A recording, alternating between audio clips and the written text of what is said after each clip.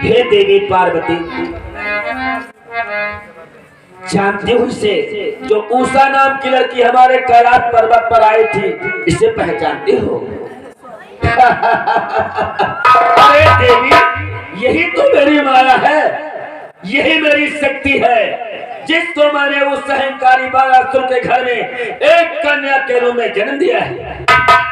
हाँ देवी, आज मैं अपनी शक्ति को देख करके प्रसन्न हो गया।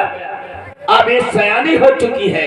उस अहंकारी बालासुर का अहंकार कुछ समय में नष्ट होने वाला है देवी। हाँ देवी, देवी आज मैंने अपनी शक्ति को देखा है, मेरा मन प्रफुल्लित हो गया, इसलिए मैं चाहता इस खुशी में तुम अपना मुझे नृत्य दिखाओ, मेरे मन को और प्रफुल्लित करो देवी।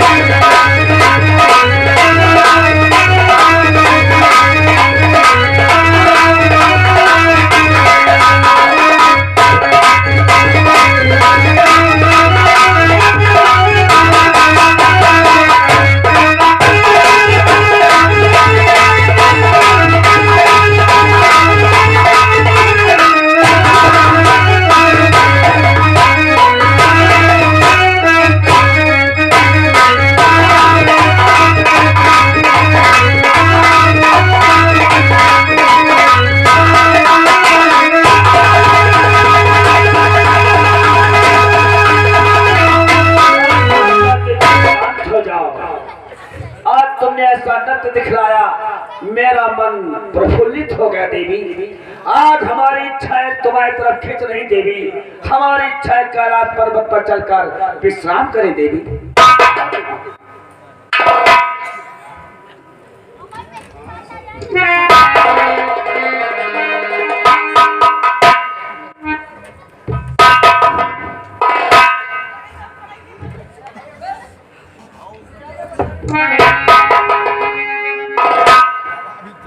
भगवान भोलेनाथ कैलाश पर्वत पर विश्राम करने लगते हैं और माता पार्वती चरणों को दबा रही हैं कि गौरा धीरे धीरे,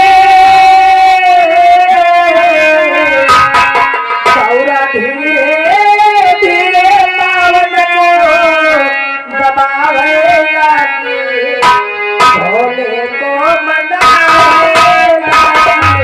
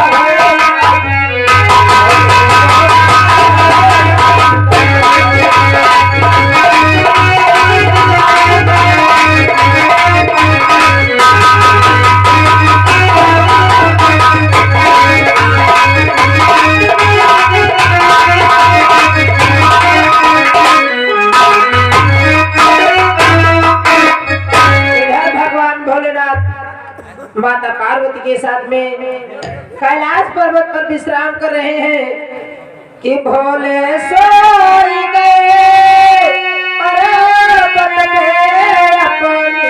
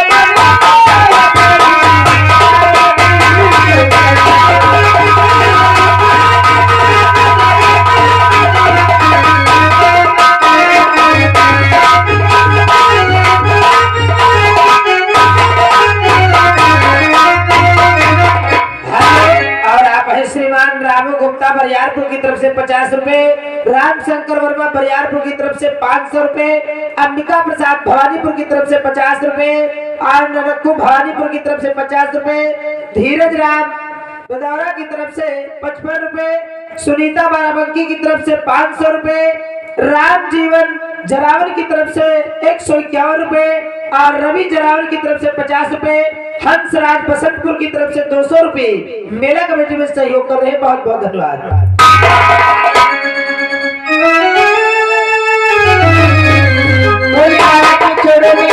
उषा का प्रणाम।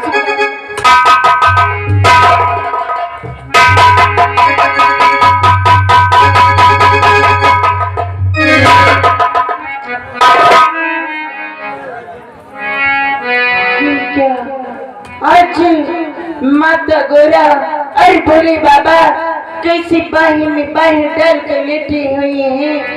आज मेरी भी शादी हो गई होती तो मैं भी अपने स्वामी के बाहों में बाही डालकर मैं भी लेटी होती।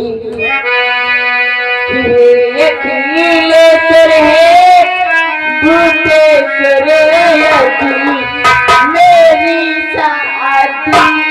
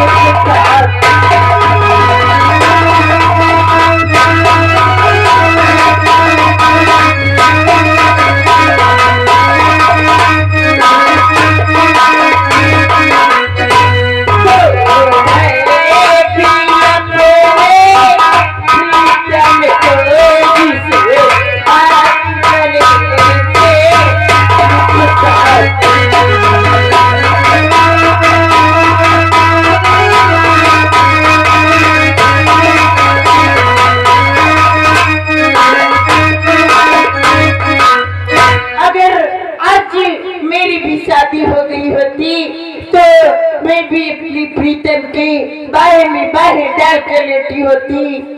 हाय मैं क्या करूं कि मेरी जानी लेके आए मत भूल, न जाने प्यार होगा।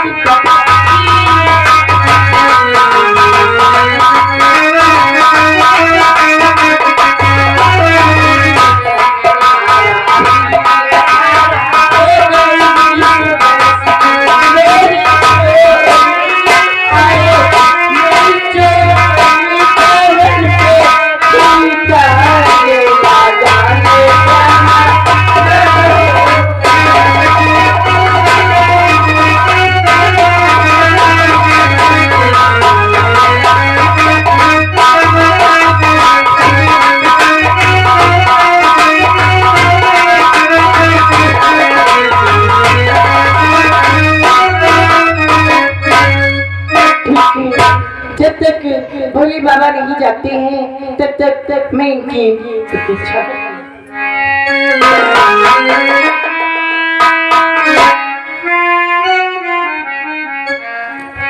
प्रणाम हो गौरा मैया।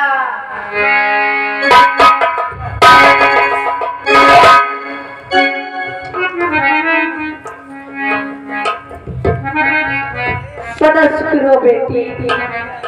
उठो स्वामी, देखो बेटी उसाई है।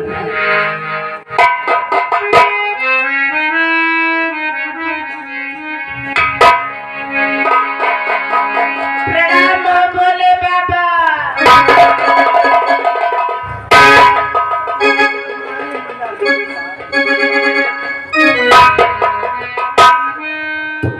अरे बेटी, इतनी सुबह और हमारे कैलाश पर? हाँ भोले बाबा, आपने ही तो बतलाया था बेटी ब्रह्म मुहूर्त में आना, मैं तुम्हें ब्रह्म मुहूर्त में शिक्षा प्राप्त कराऊंगा। परंतु बेटी तुम्हारे मन की इच्छाएं तो कुछ और ही कहती है बेटी।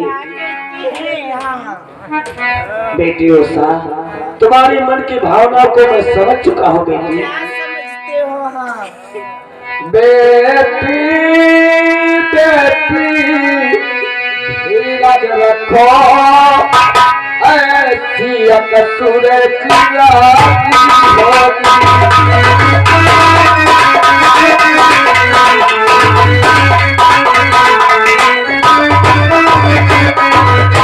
बेटी बेटी धीरज रखो, ऐसी अकसूर किया होगी जिसमें उषा तेरे पति से सपनों में मुलाकात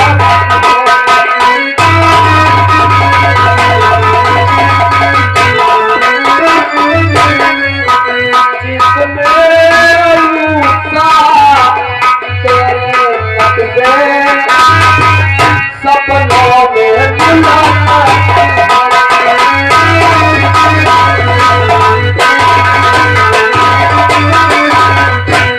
तुम्हारी मन की इच्छाओं को समझ गया हो बेटी, परंतु धैर्य धारण करो। एक इतनी सुंदर सुहावनी रात्रि हो गई जिसमें तुम्हारे पति से मुलाकात तुम्हारी सपनों में होगी। बाबा, मेरे स्वामी मुझे सपनों में मिलेंगे क्या? कभी प्रत्यक्ष रूप में नहीं मिलेंगे? बोले तुम अपने पति को प्रत्यक्ष रूप में पाना चाहती हो अरे बेटी, अगर तुम अपने पति को प्रत्यक्ष रूप में पाना चाहती हो तो जब तुम्हारा पति तुम्हें स्वप्न में आया दिखाए उसे खूब ढंग से पहचान लेना। के बोले बाबा? फिर क्या करोगी? क्या करूं? तो उसे तलाश कराएगी। हाँ बेटी, तो उसे तलाश कराएगी, यही शुभ गति का द्वारा है।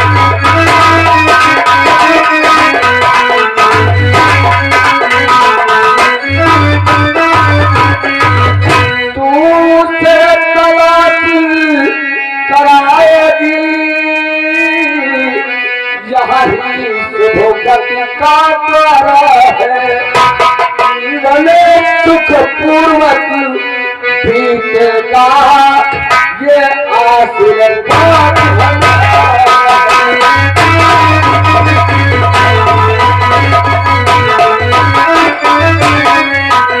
जीवन सुख पूर्वक बीतेगा, ये आशीर्वाद